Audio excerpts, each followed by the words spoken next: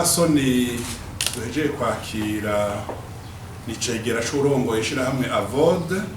AVODE mu gifaransa ni Association des veuves et orphelins pour la défense de leurs droits. Ishirahamwe rivugira abapfakazi n'imfuvyi bashigikira bagwanira agateka kabo.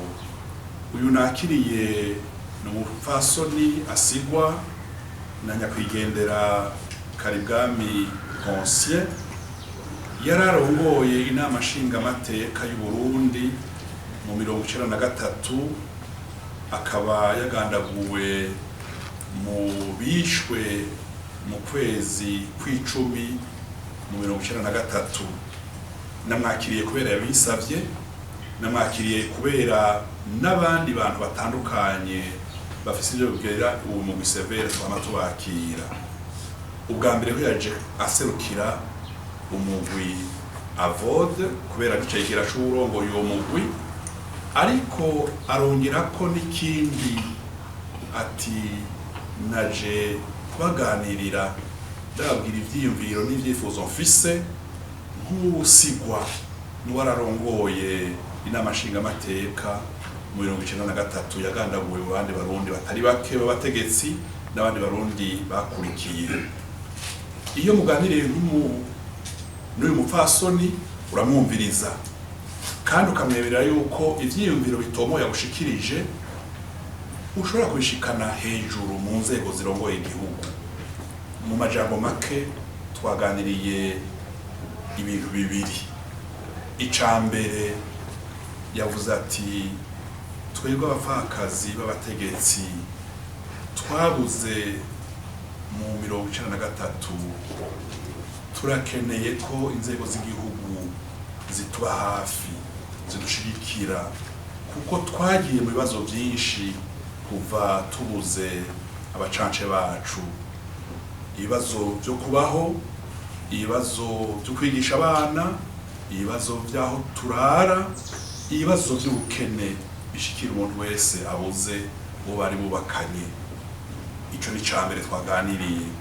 Ica kabiri ariko aravugira ishirahamwe AVODE, yashize ku kibazo c'abantu usanga barafise nk'amazu, amatongo akanyagwa, kuko iri shirahamwe ryavutse 1993 hagandaguwe n'icubahiro Melchior Ndadaye, ntiryabaye ishirahamwe ry'abapfakazi bo 1993 gusa, baciye bashiramo n'abapfakazi binjiye kubera urundi rwimo rwabaye imbere yaho n'inyuma yaho. Bisigura yuko harimo n'abapfakazi babuze abacance babo 65, 69, 72 eka n'abandi batandukanye. Namubwiye twe mugwi ushize kurondera ukuri n'urwanisha abarundi, nta muntu n'umwe adusavye kubonana no kuganira tutakira. Ivyo anshikirije namwemereye ko aho ngeza nk'urongoye umugwi nzobishikiriza inzego zirongoye igihugu. Mu majambo make namwakiriye kuko nakira abandi baje batugana n'abafise ingorane z'amatongo, naho tutari CNTB turabakira. Hari ubwo tubabwira tuti naho mu buji wacu ibibazo nivyo kurajana muri CNTB, cyane tukabana urukundi kuntu twumvira ikibazo cyabo nyene giteye. Mu majambo make niko twaganiriye. Twakiriye neza nanje umusigo mu victime uhatotejwe n'intambara zashiye muri kino gihugu nyinshi. Hanyuma twariko tuvugana ibijanye na ishirahamwe ryacu rihurikiwemwo n'abapfakazi n'imfuvyi bazize izo njyane. Ariko ndamubwira nti turakeneye gushigikirwa vy'ukuri, turakeneye gushigikirwa. Abapfakazi n'imfuvyi bagize ibikomere byinshi nk'uko yabivuze. AVODE yacu yavutse icatumye ibaho byazananye n'urupfu rwa Ndadaye Melchior, umuperezida wa mbere yatowe biciye mu matora. hanyuma yapfuye wenyene, hariho abo bari kumwe abafasha biwe barajanye barapfanye.